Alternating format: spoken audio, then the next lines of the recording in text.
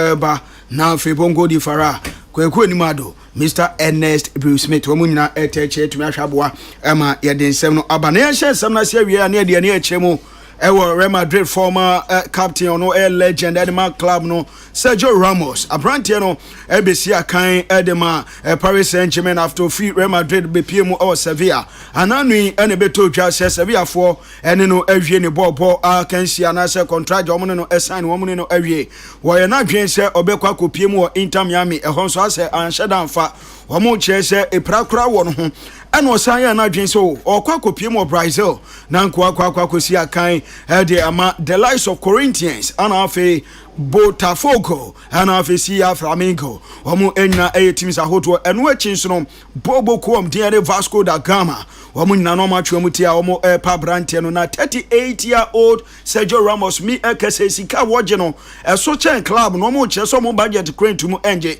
entumi ensan brante entumi kase die teams am ebubo omo din nyina no enya dia omo etumi asanya brante aliti Eddie Sergio Ramos. Yamfa yeni entre Arsenal fwaso ya babeto dwase Arsenal manager Mikel Arteta nei wasanso extend contract Eddie ama Arsenal from now to 2027 or twaso aye head coach Eddie ama Arsenal our Emirates Sports Stadium ababeto dwase nanka fibia no £9 million eno ni sika Mikel Arteta oje Arsenal fwaso na contract for wasanso signing close to £20 million a season and Mikel Arteta beje wa Arsenal fwaso ye de hon semono de tomanim and China beto dwase Manchester City English FA no the 115 charges the abom so mo breach area Premier League financial rules no na no ena aba beto dwase nei English FA ndia tudwa se nyame ya doma adwa de di animim ena de here no efrase masa charges a wo mo de abo Manchester City no wo mo tena se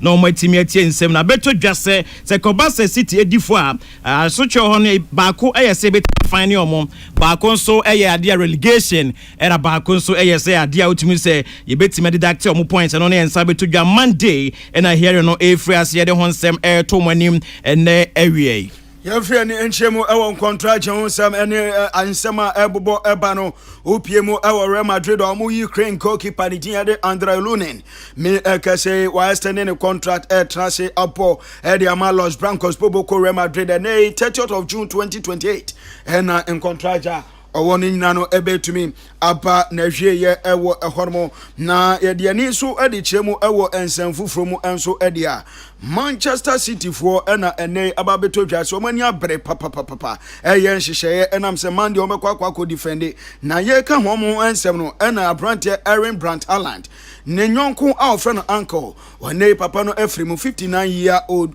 ora Aaron Eva Ega papa no afrimu omo chese wa boa kola ne ye pa e wa kwanyasa nyina so nanso ene owo ayekutadie man kwa entumi enje enso ewo ho ye de nsem no ade esi na ansa na ye de besi no Barcelona for de womu ni sika na ensem we dom so no womu atue sika etue am obi ahu sampa sika no womu etu egu womu chese Ousmane Dembele enu echi so no abrante baako a ne din ade Jude Bellingham ene ade ansa na Ousmane Dembele ebebu na ketemedi akwako piemu ewo boboku eno eye Barcelona no na ewo sika bi mutim also mutim etuanei £48 million ezikabotia wamu etuetiano overall no enei Borussia Dortmund from 2015 to 2024 ya me no say over £876 million eni sikabotia omaje omadwiri omuyini low no ma hye na aso wakwa kantamanto akoto atade bi no wabetwetwe ho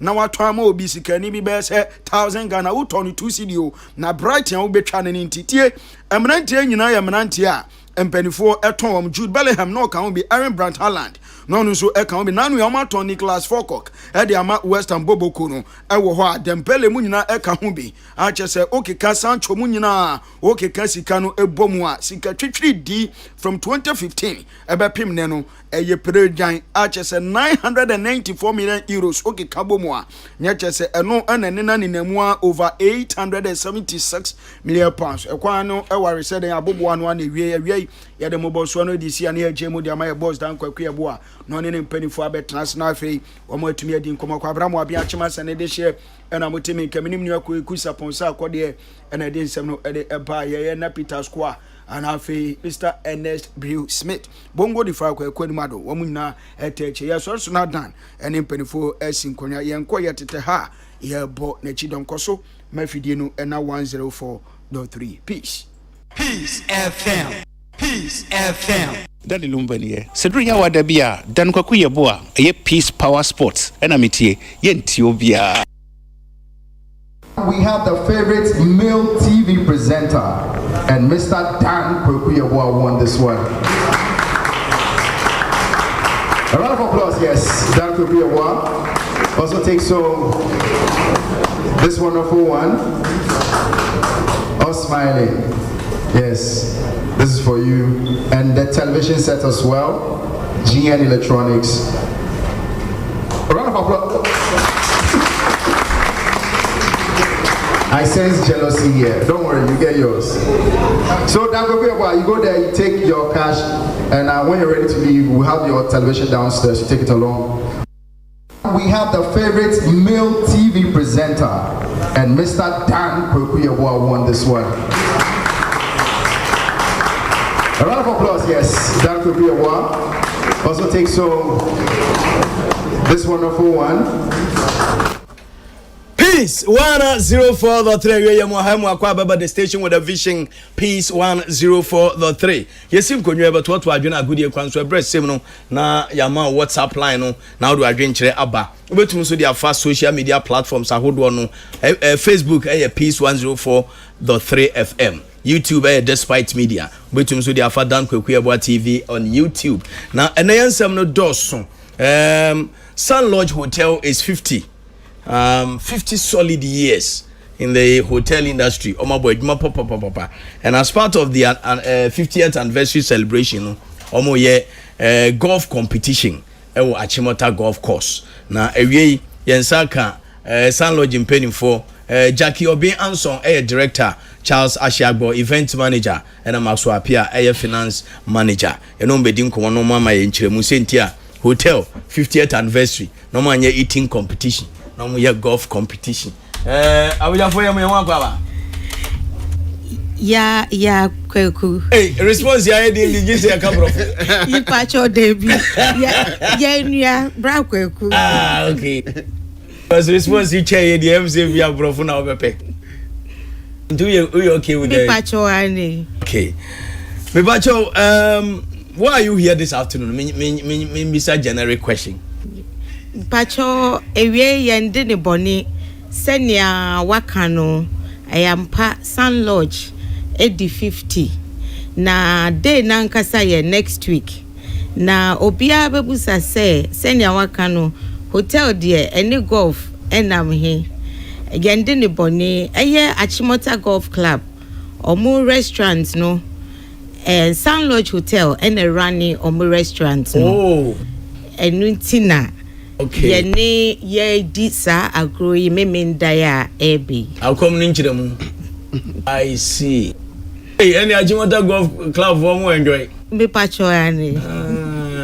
Anyway, so golf the uniska more golf. Oh, enya sa. Sana na madwin kire me na ukomo abehu se enye sika nkwa ne edubo golf. Golf for club no bra anya izo. Pacho mu support pa. Cause enya for the to dami. Pacho debi. Okay, Mr. Shago. I'm say Madam Eyenimu Jackie Obianson Eyenimu say money Achimota Golf Club ewo nkita hundia mu in charge of their restaurant inti 50 years of hotel business. Mu feel say mutum support na golf competition ebaso. Nti what are the details of the competition? A competition for 100 golfers. A bit free Achimota Golf Club and other golf clubs or Accra and all over Ghana. A big graffiti okay, so the tee off time for the golf tournament is 6:30 a.m. But then you will ceremonial tee off at 8 o'clock. And then a typical golf game, round of golf, 4 hours. So the first tee off is 6:30. After 4 hours, the first group will finish the game. And your other exciting prizes for the winners For instance, who be a friend hole in one.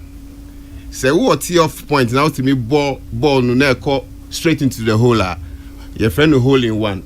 Into what we ball on the day no. You be a business class trip to Lome with hotel night, 2 hotel nights with $500 spending money. Hey, I don't know more there. And I wore other prizes too for men's group and women's group for seniors. Your senior players we saw why your awards mao first and second. Basically, that's the program lineup, bro. Okay, and 100 golfers. Yes. And winners. Now, how many are we looking at? 18 winners. Whoa, 18 plus 1. The one there can the trip to Lomeno. Is the more electoral commission 50% plus 1. Okay, that would be interesting. Inti nyame aduma dey be na eba so time na ye hyase one e work permission so mba ho behwe bi. Pamcho there ye be no ye me dey be Saturday September 14 na senior Charles kan no ye be free ase omo start time ye friend tea of that is a football and Quebec a kick off. Be pacho ani no ye 6:30 na ye will be a friend ceremonial anapa 6:30 anapa ceremonial tea off time no no ye 8 a.m. Inti no yen clients any omo a yen suppliers yen banks nkofo ma boy no omo ebetimi aba anombeba abehwe any yen staff any golfers na omo nso no omo nka tournament no ehu bi. Okay, the general public is invited. Me pacho andi. Okay. Abijafo mutie Sun Lodge Hotel Mpenifo. Ebia obi say Sun Lodge Hotel wa here. Hotel Sano. Just across the street, diagonal to Peace FM Abeka Junction. Maybe a way just diagonal across the street now behind the filling station. A very nice hotel. Mekai say in 2015 when I organized the Golden Jubilee for the 1965 Nations Cup winning team. Only a year no. It was hugely successful by grace. Then candidate Akufo-Addo was our guest of honor with the Agric Minister Onu Satano Obai Onenebai. The late Ben Kofi was alive, he was there. Tony Balfour, Dr. Despite, Ofori Sapong. They had a nice time. It's no wonder say we did 50 years. But how has it been 50 years in the industry?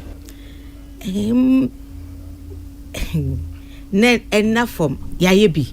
Esan say ye start here no na 8 rooms na a budget hotel answer echo 12 rooms a 1-star hotel answer about 23 rooms a 2-star hotel say si anu so no ye were 50 rooms any 6 conference rooms enti nyame adom no ye pre say ye free 2 no ye beko ye nim akọ 3 na bibia we shall see every time we have to keep up with competition any service no and yes na obeka echi. It's one of the indigenous Ghanaian hotels yet to me ejina ye na so the past 50 years and is there of free hotel nasi founder no we free mu Mr. Obianso we free mu entino the young management that were entrusted in 2000 the year 2000 no omu nasi siano omu eso ejumanim. Oh, okay. I mean funny crunch here he's left a legacy. Yeah.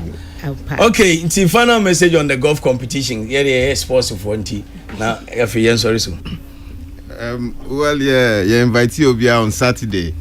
Went me and do her 6:30 cry. Anytime within the day to 12 noon. No, wait me about no about witness golf and then friendship and then the fraternity and fraternize with other people. Okay, Madam Jackie. Yes, final message.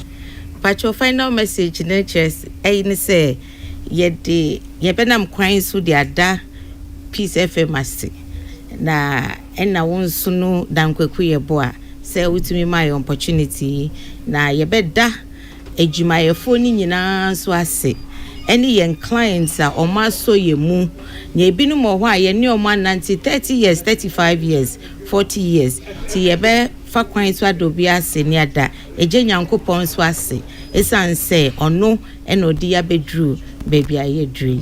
Okay. Hey, Elvis ni ro ya dan adwamna. Oh, you know, sales manager. Oh, okay. Oh, you made to a UCC. Okwachibota school nti oso on ketwi. Time na oye dada bi. Antina. Yama kwan no akọ landing. Obeba no kra BMW. No my lift. Na ye won was in school ni no pika. Elvis. Okay. What did do? Okay, now Mazwapia, finance manager, scan go na okay on kasa. Oh, so penny for Akasa, no. I think say I put it into. But just all good microphone. Sorry. The one we talking scan time share microphone. They backstage in Tankasa. It is I've been penny for Akano. Saturday we Obiam ran a measure activities in a golf course. I think it's very encouraging. Punya webana, my best support it. So I bet me a celebrity occasion. Now. Edobia so as in the P7 for so as say on my bar my support in terms of media coverage and the massipa. Nyamisha.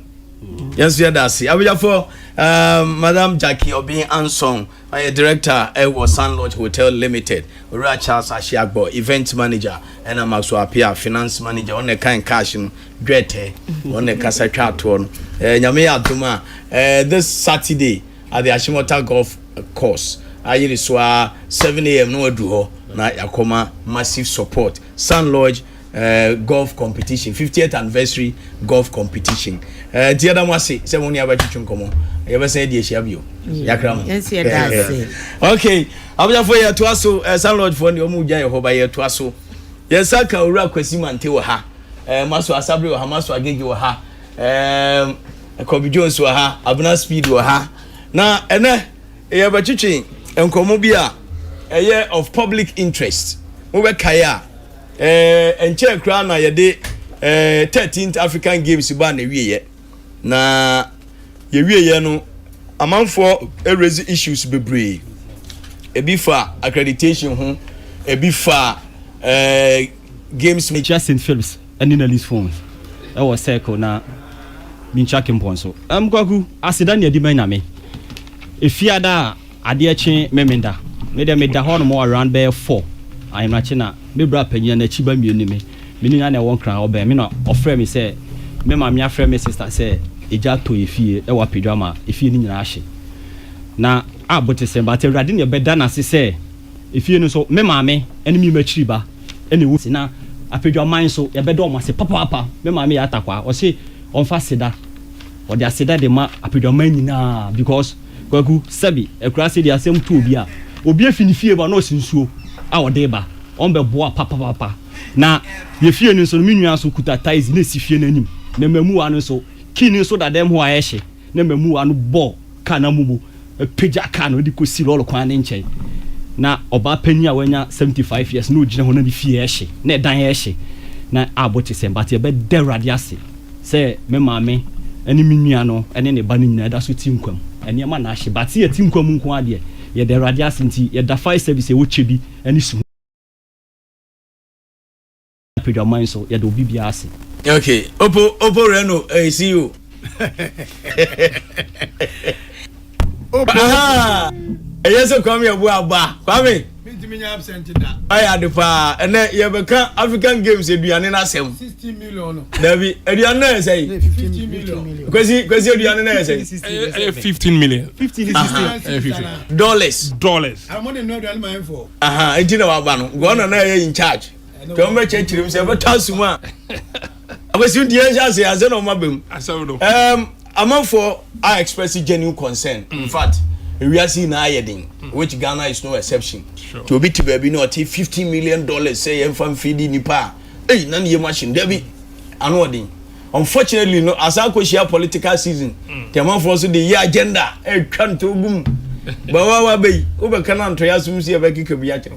$50 million. Muna no more responsible for kitchen. Yes. And then I'm the Waku, every Mamifa Inchia Kasiema me Penifua Meniomo LOC African Games 2023.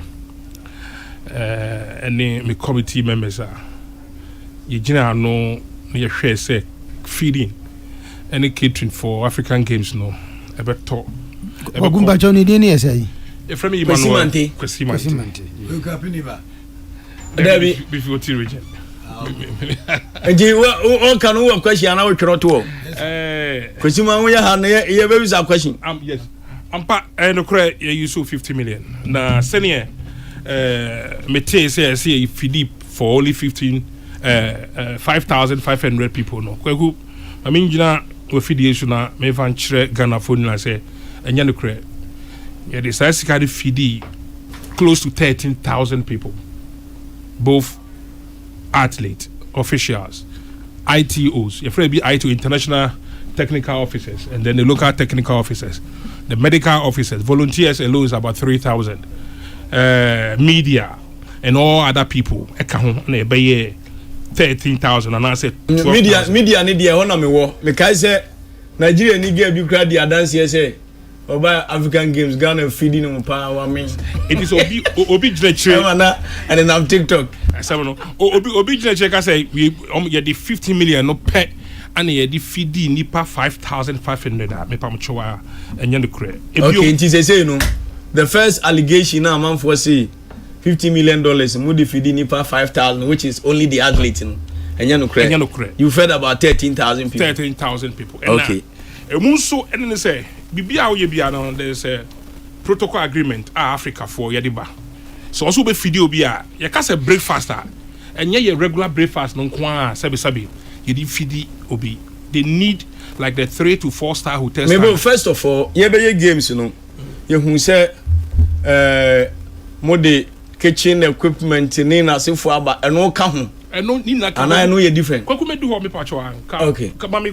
Let's just 2 or 3 minutes. Okay. Now, if I'm more preambles, no, then we can delve into the specifics. Okay. And you know, out of this, Anna, a bad say, or see a meaty all, and the Diana so and yeah, say be a Diana me.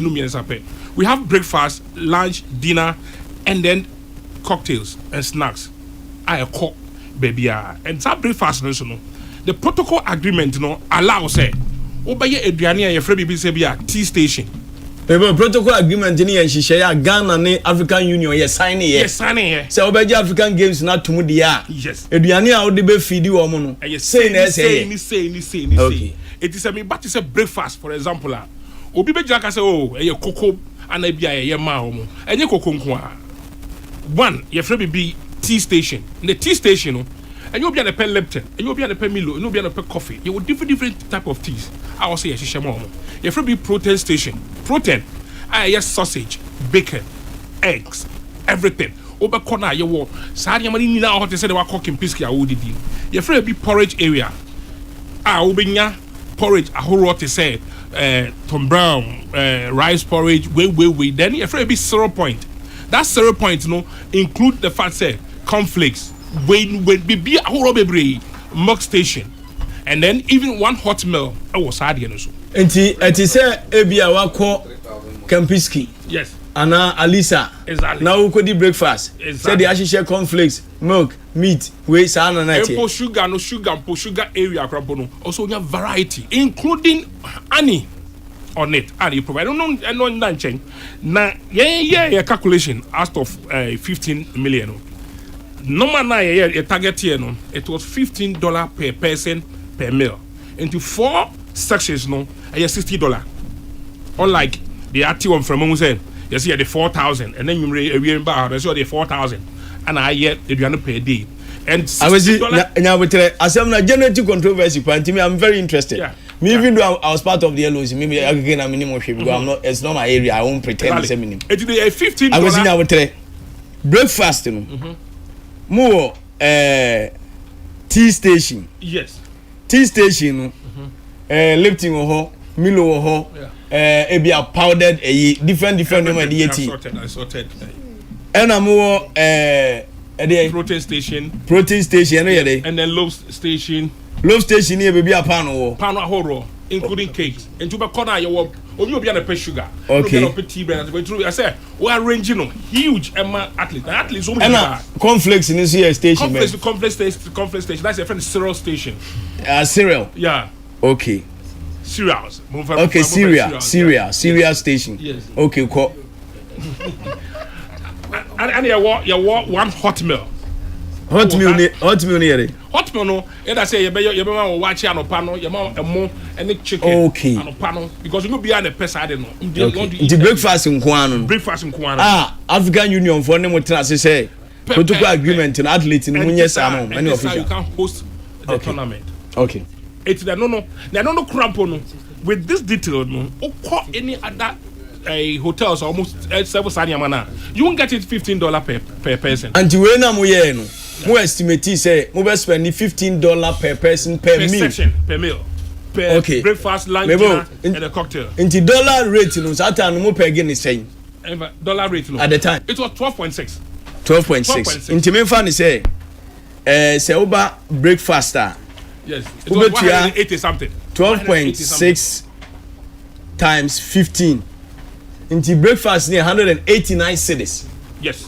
For okay. That time, but the dollar rate as of that time of the year, no. And the dollar rate in a million. Okay. 289 cedis. Yes. Which is $15 at the time. Sure.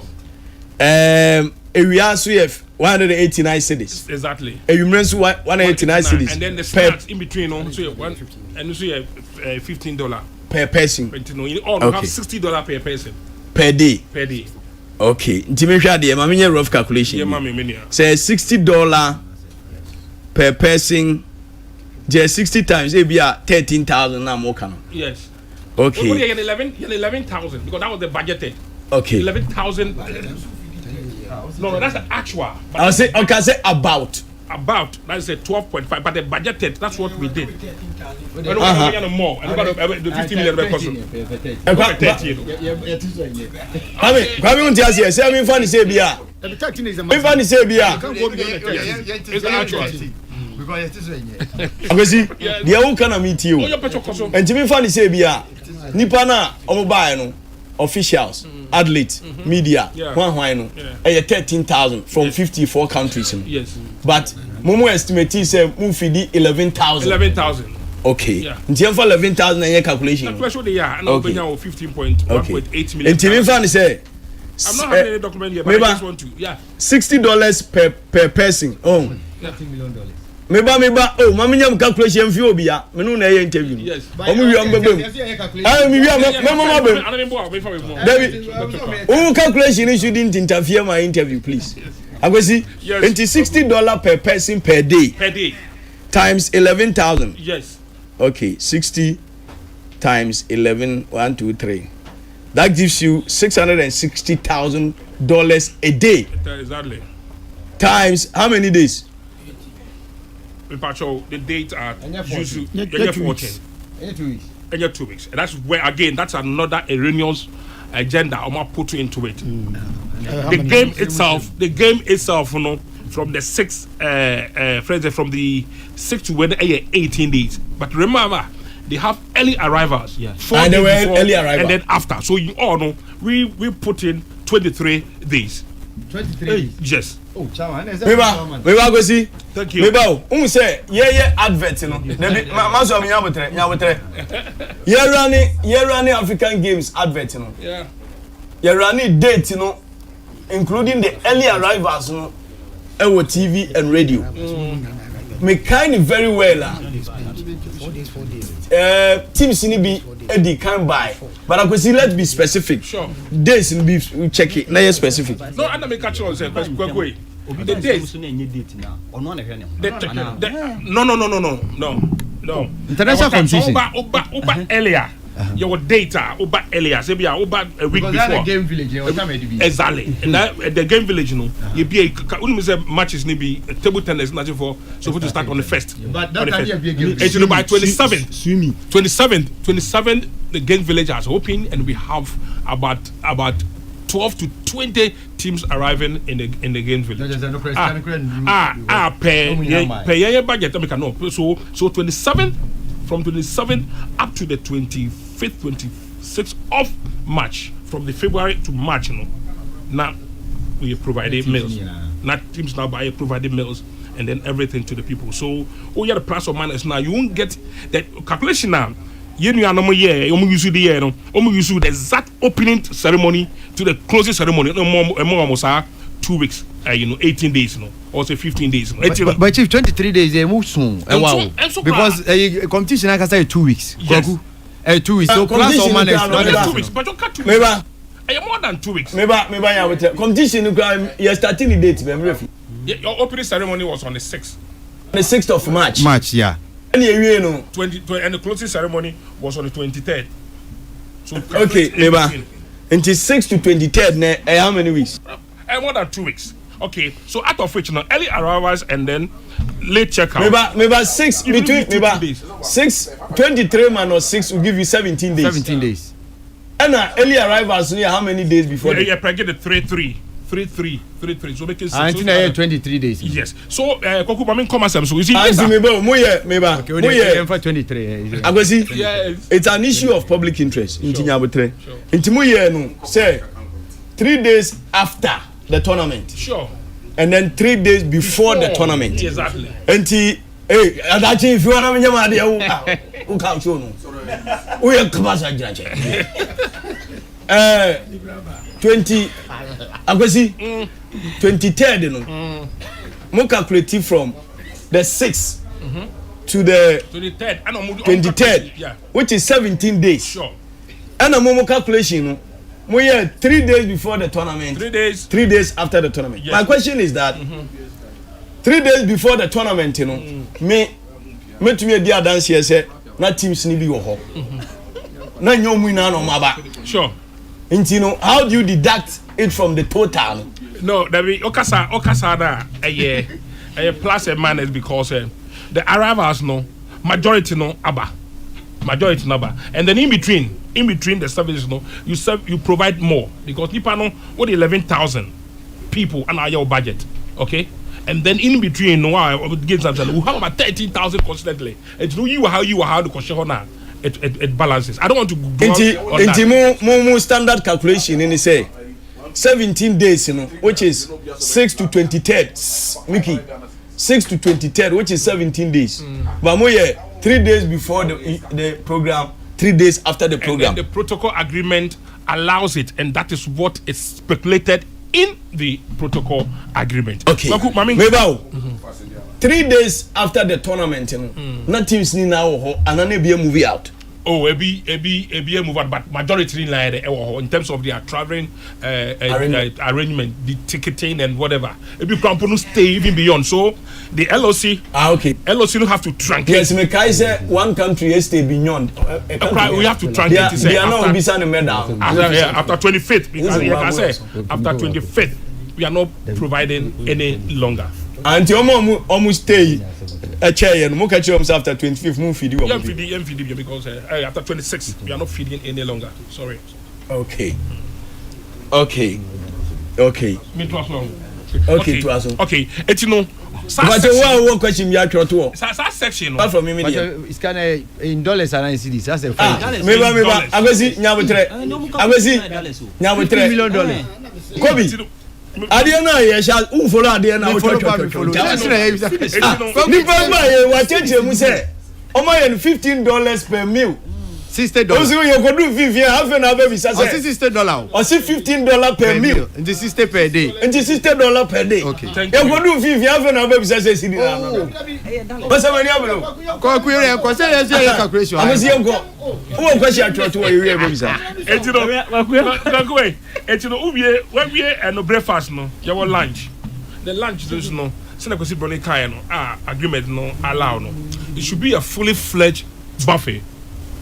Nothing else. Again, you need to consider other dynamics. I don't need to be aware say your friend is African Games a buffet. Me Makobi. And yes, any take away show be any ordinary buffet. Ebiom sa you want dinner and then the cocktails. And these are the cocktails are 12 venue centers you have to provide snacks.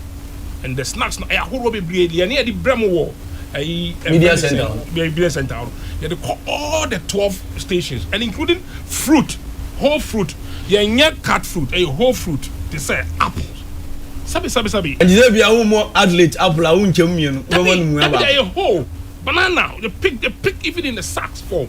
And we have to make sure we have all these things stacked in our warehouse. And the warehouse was also built, and the cold room was built on the 10,000 square meter stretch.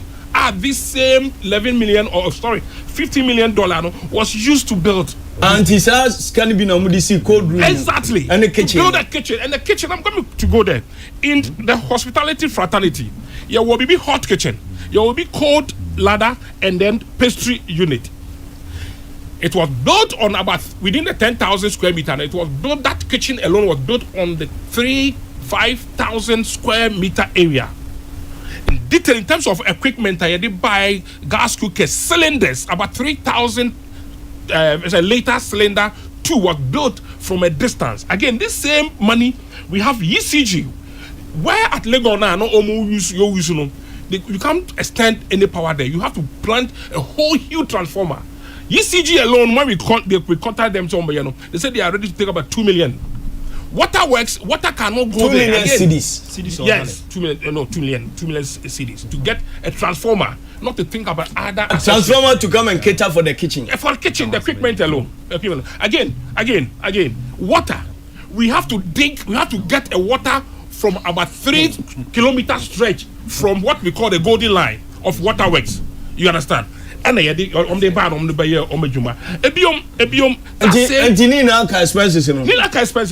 Again, we are losing sight of one simple thing: tax. It is what tax inclusive. That tax inclusive, and the people are eligible to pay that full threshold of a tax, VAT, and then withholding tax. It's we are plus or minus now. 4 million plus was taken out of the money, including the withholding tax. For water provision, transformer. No, for the tax alone. For tax alone. Answer. For tax alone. No, buying you want to answer general tax. No, say what's all go to? It's no. Tell you now buying you mean 7.5 withholding tax on the fiscal mansa. And sana who provide service no. What could just tax component with the VAT? We have to pay the VAT. Kwakwe, me politics. I don't know way now. No what now. That be say, some because me be too quiet. And when I head my department as the chairman of the catering unit, me buy a number 10 na me say no. I mean 2 na more because na as fam. We any me o mo fidie so. Me nia Edem Agbena in sema no to about the catering. Me say for me. But I think so on other platform. I think so most of be back move TV so. Me share wa na me no angasa ya fifi also a sports administrator. So a sports administrator now there's always agreement. Senior near CAF catch say your sports job is not qualified. Sounds now you to we were able to meet all these protocols. Listen, one good thing, we never had any food poison. I don't need the Agwezi I don't need the as a media person. Some of as a media person, some of the meetings, you phone can say if you need to be your home pa, one prepare year, it will lead to banned substance. The player anybody know. Go testing you because you have banned substance, but now you will be on born or the man. You know almost that 1 year. Say I'm pay you need Size Caterers no recruited about 700 people. Almost sorry put the infant twin chain. Only Ghana or said have to stay close to the site, call it proximity. So they rented accommodation, almost chefs in Peniform, baby buy accommodation, and then ordinary, even including a cleaner. Now accommodation a part of this. You say be a yen go to careful from me. Chama was a mere do. But instead of was your candy, every man a kind thing. And cowboy, also the AC, no, AC, ECG for AGC. Because they only the Megasano. A month for the almost say, and maybe no was hydrogen be. Said you are named 1 year in 50 million. So I'm more beyond cost. So you can calculate. I got yours beyond $60 per athlete or per official per day.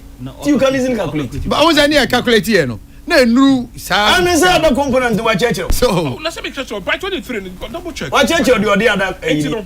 What you say kitchen now we see here. equipment this year. Now almost also care equipment. Exactly. And also transformer. Those are things so that equipment now. Yadi yes, eniyamani ni no ewie no. Esa atam ama ministry. No I the call Botema with the intention say Botema doesn't have a standard kitchen there.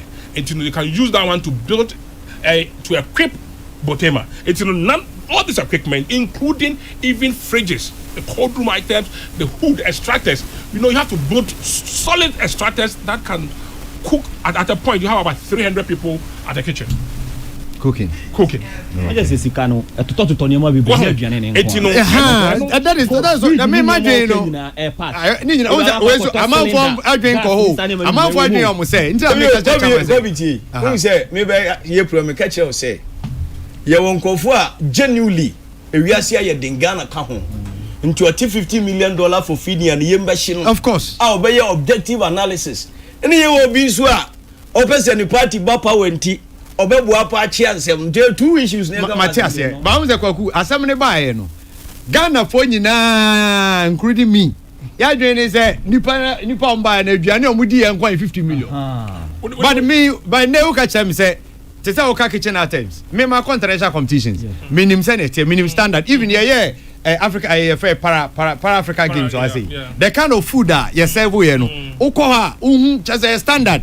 Because untimi koya de bia mo bi obiani ni kro maduane sani money the standard and Olympics cry say food poison kopiem who say tell me your games no but yeah food poison and no Olympics food poison kopiem straight you want say space na enya okay I mean use simple mathematics 100 meter stretch 100 meter stretch south squared and you clear for kitchen only okay and that place no not a forest in Legon there a forest they have to clear everything and cut almost excuse my language you say cut some of the trees we left it the big one we left it but we need to get a place a clean space we don't need to only can say onya baby a bit me drop even one I don't need the akwesi mo yade me kwa de bia no mesere no ko ba no wo she e man net ni bi adanya o say ewim koto aduane ni mu asema ba onse be ma otrim kwa wasa kweshe net side oh etino odi wa akwesi ma sabri mbisa no question na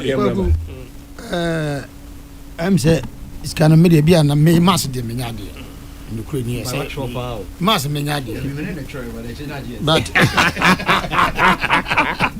watch now I'm go for misleading baby be na hame yes catch the union osumu fidi close to 13,000 sure a specific say that's the actual 13,000 yes more than that, less than that. 30,000. And Modi 23 days. Yeah. And I was spending $60 per head. Yes. Calculate 17 million. Thank you. 940. Thank you. $1,000. Sure. Osuma be declare 15 million. Into 2 million deficit. No. Na make a change say. There are pluses and minuses because early arrivals na nyo bia na aba thank you and late departure no na nyo bia na wo ho until there are pluses and minuses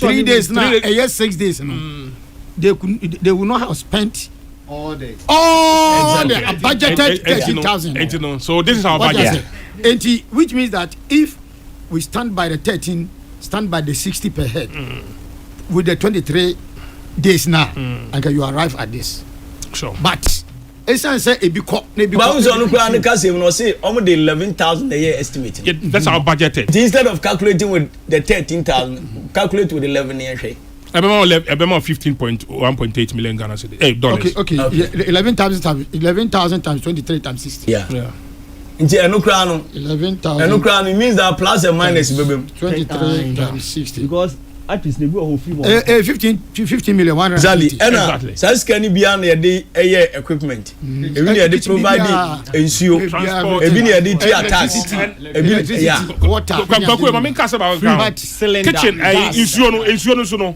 eni kwa say just the tap straight from water wells the water yes you have to take it through the osmotic processes to refine it Oh yes, I want never come out. Oh, that people quite different. Kwaku only say about athletics doping ne sa ne manity substances doping say ne your fa sample na de ko Switzerland.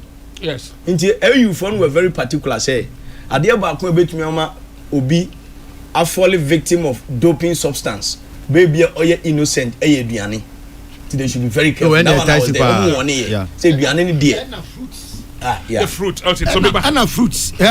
At least you know omo trainers no in order to let somebody do so on the training you say both on the training omo to me inject fruit back with substance without the knowledge of the athlete. Exactly. Now athlete nadi no agitated and to omo go to me can or we ni we are waje abodi o but e ba kokko on so be declare say me for substance bia na e manage e omo trainers na wait to e bia nsi wa because 100 meter by 100 meter square there ni je hu nila na the security they will make sure say the food no so hu ewia ansa na ba dining centers no e bi bibiti say let UCG no at a point we should be able to get also another genset 500 kVA 500 kVA 6 to support it. The cold room area now we can fruit as a sometimes we have to bring close to 10,000 cartons of apple juice apple fruit nagasangasa to keep it in the storage area. And this storage area no almost demarcating based on the temperature. It be starting from -1 up to -10. No. It you say what here? We kase bia ana ye de aduane pe but ma mo aye da bi tie aziman kan be kan say I know that one be che wasem ma obi a oye genuine Ghanaian if you say scan so tie de ode ye amanyosem so akeka bi egu so madam Via ko Germany ono impression ode ko ye no yeah ono ko Germany but impression ode ko ye yeah Ghana de ade kakra we ya spending $50 million ade ampankrofo bi de aduane ko enti one bibi will say ba and just some train for people to I go reaction come and react because adwuma na Ghana de man no bra adwuma de on the surface of this aro kan mo bo adwuma papa especially so when yenya any negative even in Paris there were food poison. Exactly. What you say abroche krom obroni krom kra nya food poison eti mama ya there but you waited for far too long. No, there be. I'm gonna say, Mino, the chairman. So you raise eyebrows. So you raise eyebrows. Say, hey, 50 million kwana krofo ya kodi. Immediately there must be a reaction. There must be a reaction. Zada no only kroma no. Only kroma no. The committee no be here. Who say? Adebu a uni knowledge angwaji woni. Eti no. And na edim bobi aboba bi na se form. You know my dear. And now we are ready because if you compare the kind of the likes of media, buffet now you set you all the 4 dining areas no, and how quality it was and how hygienic it was. Sabi say because you are not put there, obi di dem bebre and your problem, but how are quality. Emma AU in terms of this post, president, the president herself, woman, Angasa, and then the entourage, every year double check because it looks as if say the kitchen and the catering unit are on top of their game, so they want to find out. And just Americano, this is what I do for a living as a hospitality consultant. Missy hotels, a whole Ghana. My Juma hotels, a whole native for. My all games, Ghana. 2008, Midimu Akotene.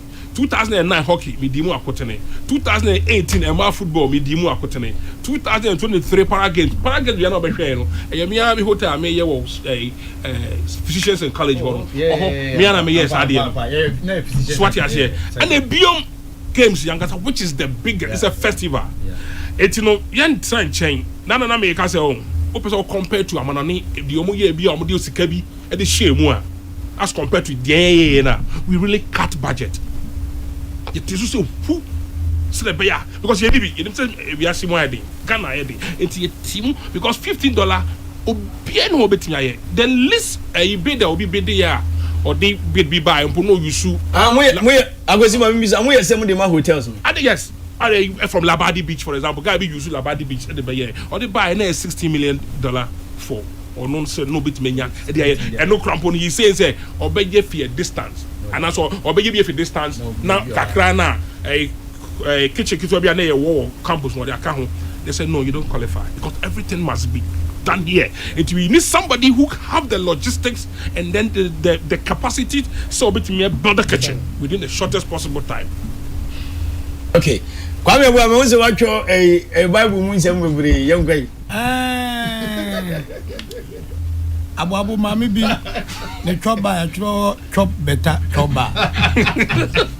The openi mante abaki kenyo. Say na kobi kano. Obebri ani so. Me dear, I'm not satisfied.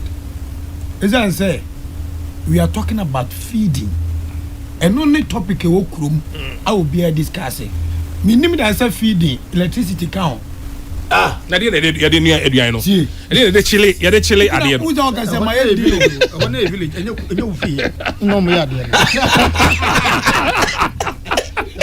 Now, I said, you know, you can question that out to 1 year. I'm not going to do studio artist.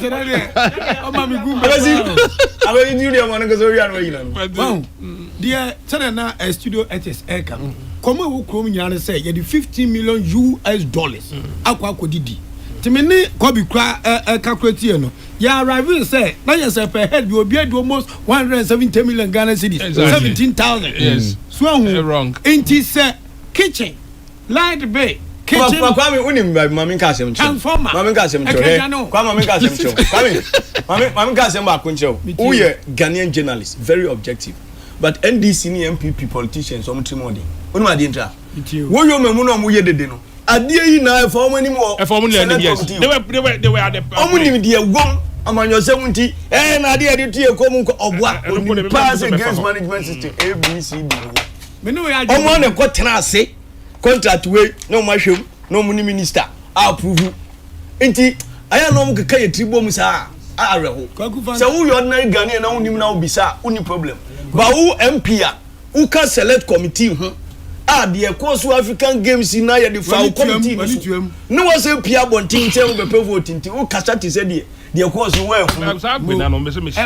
na maso e kasa openi oma amwa na me maso e den e ya adwene because said okay me ordinary Ghanaian na sebe me kasa radio so de figures baba bontin ne trend na ekon ahuna do of course ebeba yeah nim say omodi because omemu hey ya ka feed ya nim say transform account na say before say we ka babonten no ma babonten be kiremu say $50 million na ye ka no details ni breakdown na den no make a channel no say breakdown na ma you don't expect me odia nkan kwa me obo asa without you telling me today no I never knew some ko transformer example talk cooking utensils AC a friend is saying kitchen munyi transformer no munyi cylinder no munyi fridge no enwu nchen na ye we say aduane na mo say na cost to Ghana let me come na me so da mo say ye no agosi jai da be ye people no want to ya dey tell you let's get $15 per head $60 a day into $60 a day na say dey calculation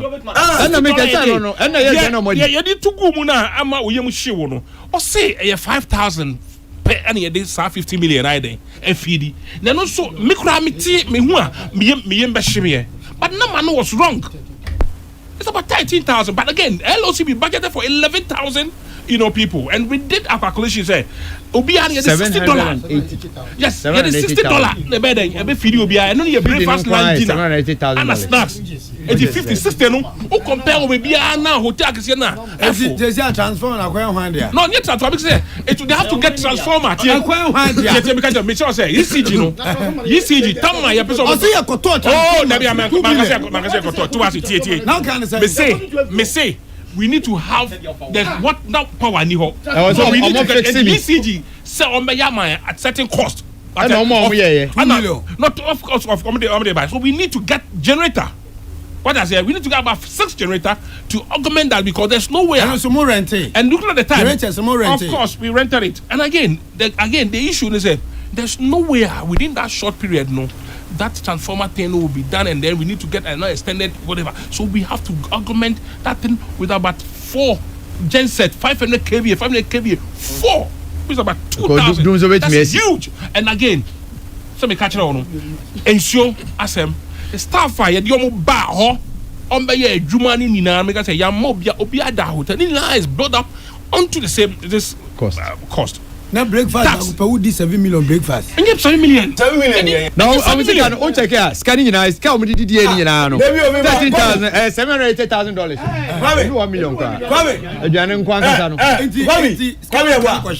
Ah, no no check me. Me ba. Eh. Munya motra. Muna me host. Muna me host. Me ba. Na ma to cha misi. Ti wuti wona. O Kwame no na chere me. Eh? Kwame. Kwame wa. Eh. Ndi wuti wona o chocho na ria na o chocho. O say. Wuti wona o chocho na o chocho. Na me chocho nsema me bu. We go ni pay chere mu say $15 per meal. Matthias here. Nti nipa ba ku bi spend $60 a day. Also say ko ba ko bi sa question $60 did you up campus. As a man like. There be o. $15 wo dey go did work campus wanya. One of them. Na maka campus ki asem. There be me say heavy do crowd ko just say heavy do ko just say you na be the ever ko so say. Before heavy do say o ko heavy do a aduane obedience. You were making a very crucial point. Me person me mini jama my young Ghana for be na your teas cano ya yam share. For example, Tiavan said the general budget about 12 now you discuss the general budget now. Are we going to see these specifications? Our dear chairman came. And you say oh man ya so no kon. I know your question me busa. Yeah. Said you uzo abechrem amasia atoni pa bebe na so me say the papa yi kan no sabi nyansa wo. Yeah. And adepa.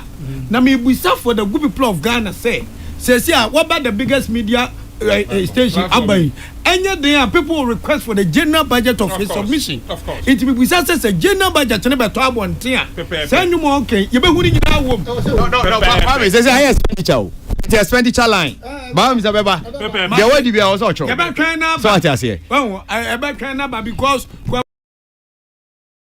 of our sabe enya se bia ye tan aban bi na manofo ni buwa no ho ahi because say the dada na wo ka no wo ye MP if you land cruiser kra wo dey rent e ma all Africa games wo jis cash oboto no we ni MP so no mo yes am wo wi a no asada no ho anoma kokonene ababontin say and they say inti people are dey djuma die sha mo nsa say no samutna se cha you give us that opportunity na ebia ya pedal falsehood about abino so na me che no nti sia no ya me da me nkasa biem general budget no general budget ne ba na fe ya to aso enya budget expenditure mo di amra baby onu ko abu ele new different between budget and no problem it can say e dey no am go di tro better dan we dey men fine dan me kan sports one asem da adam de dey no nia akwasi abeka kire Ghana man nyina no eno na say Ghana man yetini me biase baby yet we are so advanced in this world na Maxwell Kasim bi na ye me de pa dan I'm telling you say ene wutwe say wo de 4 girls bi apie akotina baby a restaurant bi na say mudidi a don't you get to do me anu mapie I mean obi anfa ni nuanu mpie sa wo de girls bi akotina baby say mkodidi a just can piece grade mo bon high ebe also girls no be bu kwase anu mom dey in fact say me sometimes me didi wo African region yeah on lunch no 356 yeah da obekwa mama discount 300 per meal inti anu dey let's with explanation na kwasi dey ama now dan also why ade say we number wa be church as we wa che do ma twini sa as asim bia ni krom ha bio wa be card dance we go be discount Africa go mu ye den go be ni ska bia ya games na we are successful skasem bia be mu no wa kire aduan wo di anya wo fiti prako peporosia na wo be ni aduan ga den beto ga say Mickey say aka oh di asem na maka e bia fa 4 million ankonum kubi won ba won be cheche aka games won be cheche kubi bu jira aka games management system eko Africa games meba Mickey here meet you games management system no the whole world international games company a obi anim no a friend Atos, ATOS. Yeah, Paris accreditation games management system. But about international games accreditation falls under games management system. And the yes are profiling athlete officials near the national security. So mo hwehwem say bi obi ye wudi ni bi oba ni mo. Mo stop. Mo stop no. Uye no tin chen omo provide internet registration. Omo ye portals. E di mama ni na te bia Kenya no on portal. Mo bia na mo register mo athlete wo. E under games management system. Omo ye commentator information system. Yeah, African games no. So be your commentary no pay information on the games omo provide. Omo ye TV graphics. Do you have one under budget to be games management system now. MPC now omo can select committee no na agbese wo yo me mu na omo kan wo na omo che da yese ade ade say mu nim pass games management system dey wo ana me bobon no kwakutie enti MPP for no so no mo no mo gede yin say agbese wo yo me aboni din or your committee member of sports anu kwa no committee maybe ba committee to no ba bon ja wo so say o tu kutu no mama kan na mo to enu ti na me bete say no Agosi, should it always be NDC against MPP? No. So we are MPP MP, and now we are NDC MP. Okay. With all your experience in games, with all your knowledge in sports, into your file as select committee member. Now in perfect say about games management.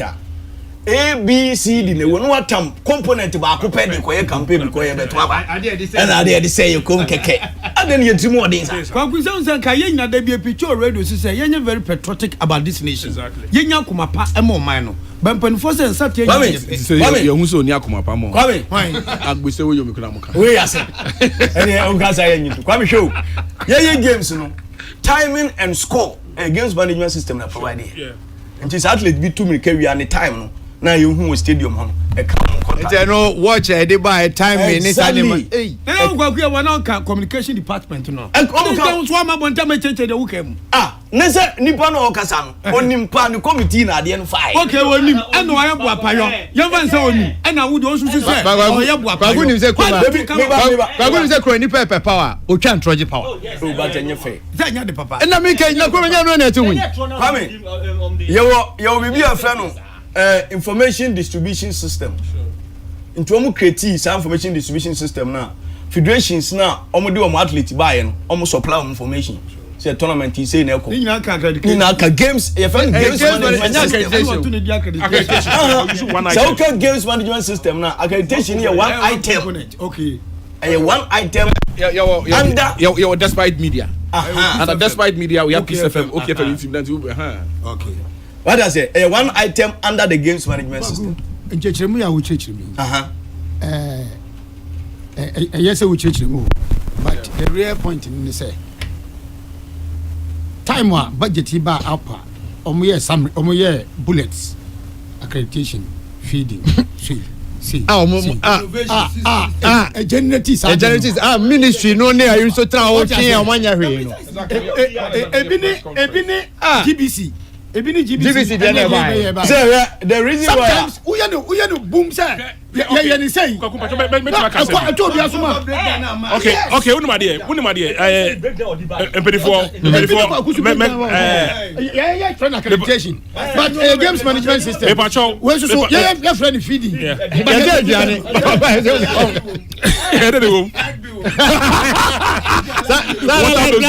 what time games no yeah website na resource ni by sa system ni na no under games management system. The accreditation is just one line item. Why na kwaya na accreditation? Wo yo me o sheda onimpa de o ka say ade ade tu ekon keke.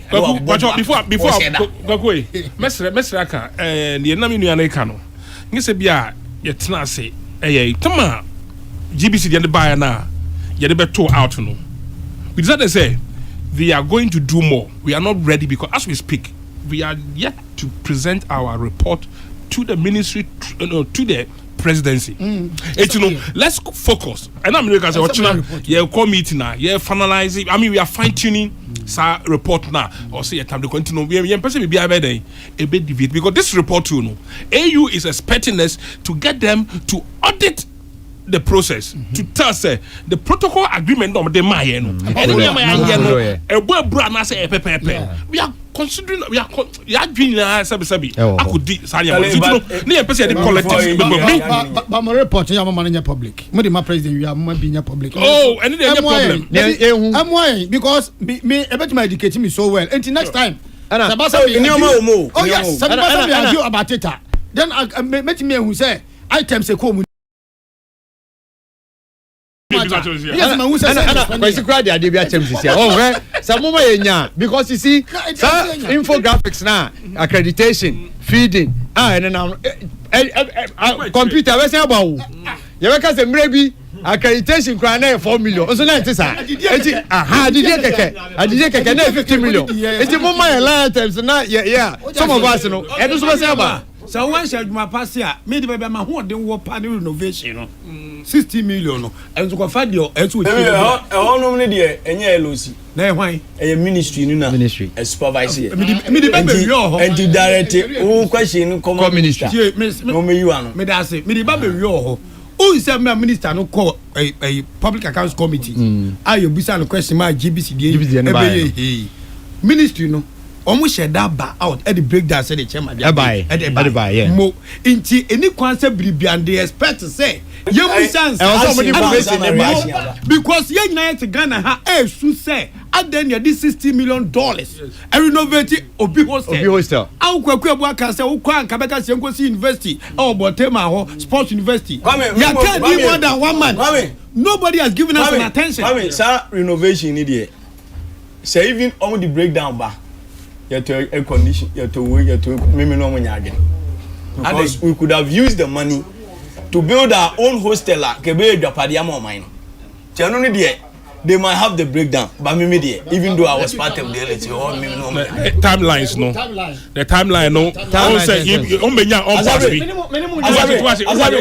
there was around pass na say you need 60 million renovation I was in maso Ubi subcontractor bia. Tie blog ja.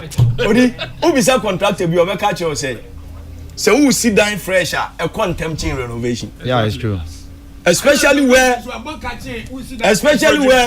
students crowd you are specific. Exactly. Students crowd so okay on my kwan kakra. Nti o di time bem dia me no nyagi. Tournament no you postpone tournament no.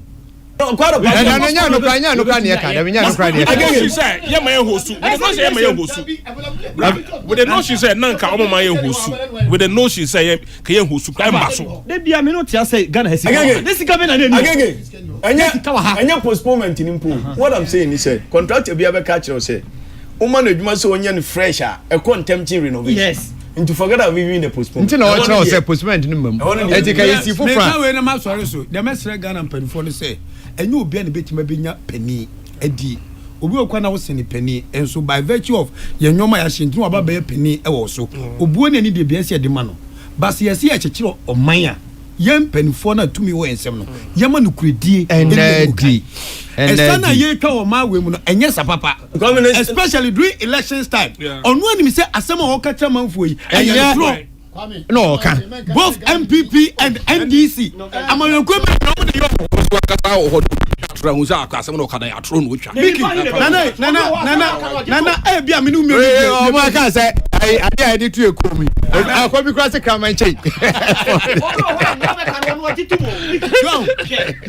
na me dis ekra no so no mesre aban bi e beba so say MPP na NDC sanse ma mugiri se mutwa ntro e de kire yenti no you very proactive said a bear a trono entintim neni amanfo trimu dem anya sa tembe mu be hu ya media for no be say ye mu ade ye kasa dodo but meanwhile we are here to speak for the ordinary citizen of the land man we de bia me kase o kasa ma Ghana for but ti say ko bi mensa wo yo me a wo kasa le committee hu every step every step of the way musia ye contractor ye di ma legoyin ye de betum anim ye de koye feeding ye de betum anim games management hunu bi na wo ye kunde ye wi anu wa fechire be kase omo ka mo nsama na mpese metie no mo nti ona Legon stadium no nema eto nyina say no mo nti 8 years anya nyina say stadium ne anka ko president ko fo sha say ja ho a nema e ba ni nyina ansay anyina say nyansa be boka foforo na we no mo kasa mutie masa mo mienko ye odi an kan asmo kan no say gas ma so be say asem ense so ka kire Ghana for odi an kan do kan ye oni studio artist ye sem hunu kura no ka kire Ghana for do kan ye so say empanyifo no ma no kure na o manim wo si empanyifo no ma no kure ni o manim wo si me ma no kure na Ghana for empanyifo ye kasa sem we kire o Debi na Ghana for empanyifo ye kasa sem we kire o mo no ye o kan o mo mfa okay amasi me da say me braso before me no be twa me pesa me ka say bi ono ma de nempo se wo be ka say se na ne ka wo yo me asemi eni edem agbena ewie insem an okay say so say 5000 athlete go 5000 Ghana we paraded close to 800 and yet so bad about 600 onim the age for the buy. Exactly. Nigeria so a huge because netball, handball, we not from the banner. Sometimes I go see how glad they forget. South Africa then go about 1,000. 55 nations. Now because we fed only 5,000 now. What to I go see me am a journalist. In Kwame issue here. More I said 2 times, 5 times. And you know, where do you? Okay, teaching for journalists. Me am a try competition. Ni select Nigeria for your mom say, Libya your mom say. But exercise they're very useful. Very very useful because yes, I'm ready any day. I show you the figures. All the figures are there. It's a report. Before your man ejuma no me pa chow. Your man ejuma on the line tell me. You see, so now put figures in that for. The figures are there. Just maybe team kakra bi. Obi na kan say. O dey ho kitwe bi. You dey ho kitwe bi. Gogu expenditure times na okay. Emphasize na yen sorry so. Na media mesre NDC ni MPP mpanimfo esa ye twa to o man we yo saboni o mampani mahama oti akonwa so obetumi akogina mrahye badwam ama state of the nation address be 4 hours 5 hours na se bia nsuo kronfa bi mfa ne minimum o wie ma hu se MPP ni ba ko ka se papa mi ni na fa ne mu masem we o kan die enyansa wom MPP for na triake hopeless statement NDC for na statement popani akufu aduti akonyazi wo ma state of the nation NDC ni ba kun ka say ahade asempa anam ye yesa ba se mu kwaji card ya Yes, gracias. And then, and I say, how many committees can? And it's here that Nadu.